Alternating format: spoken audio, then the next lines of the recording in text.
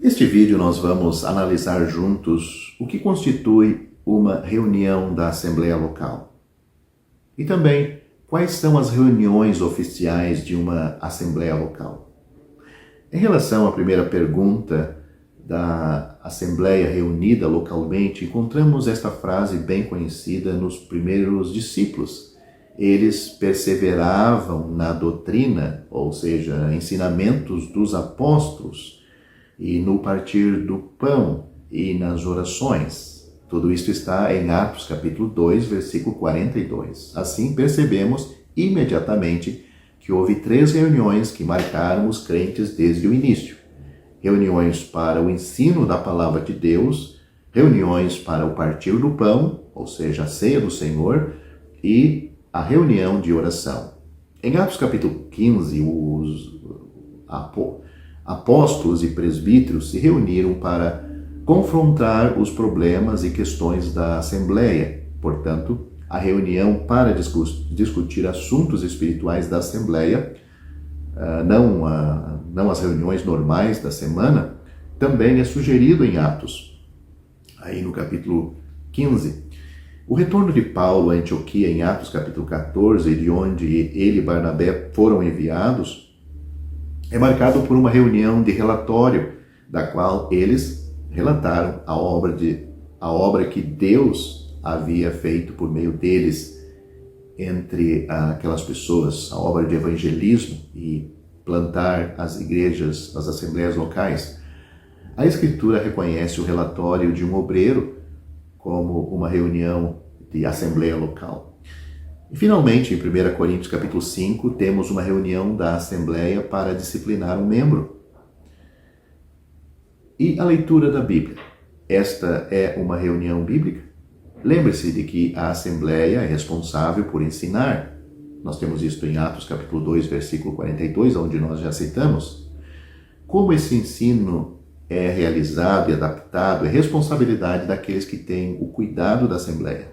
As Escrituras não ordenam que devem haver seminários ou escolas didáticas para os crentes fora das reuniões da Assembleia.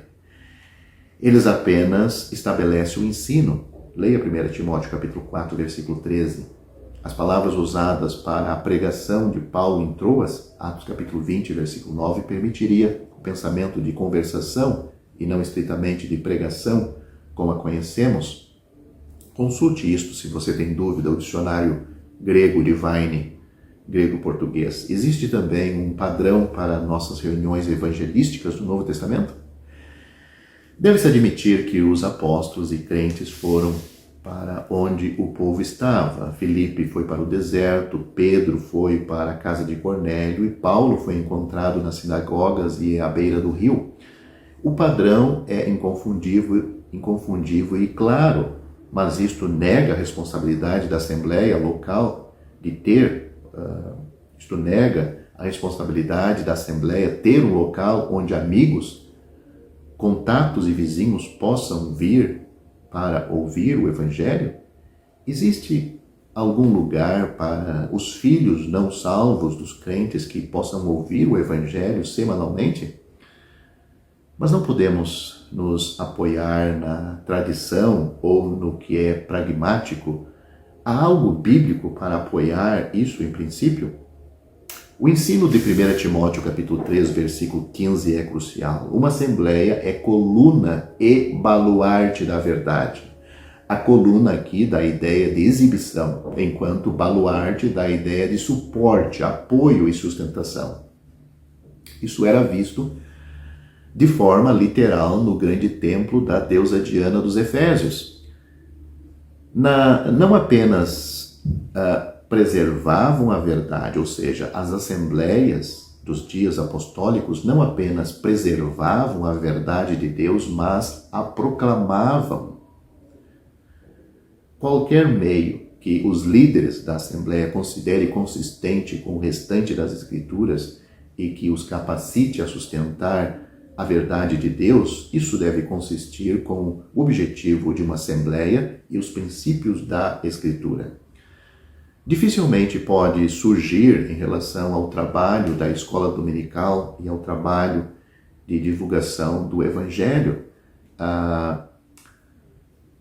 Eu vou melhorar esta frase. Dificilmente pode surgir em relação ao trabalho da escola dominical e ao trabalho da divulgação do Evangelho, lidando com o último, aqueles que saem com o Evangelho para alcançar novas áreas, devem ser apoiados e encorajados tanto quanto possível, mas também devem ser lembrados que eles são extensão ou extensões da congregação e não agentes livres ou subcontratados. Mesmo aqueles missionários reconhecidos por uma assembleia ainda são responsáveis perante a assembleia local que os recomendou. Sua obra evangélica ou evangelística deve ter o mesmo caráter da própria assembleia. A distância da assembleia local não é desculpa para abandonar os princípios da assembleia. O trabalho da escola dominical, somente com as crianças, onde as crianças falam, pedem hinos, citam versículos e participam ativamente, e talvez irmãs ensinam essas crianças, dificilmente pode ser chamado de reunião da assembleia.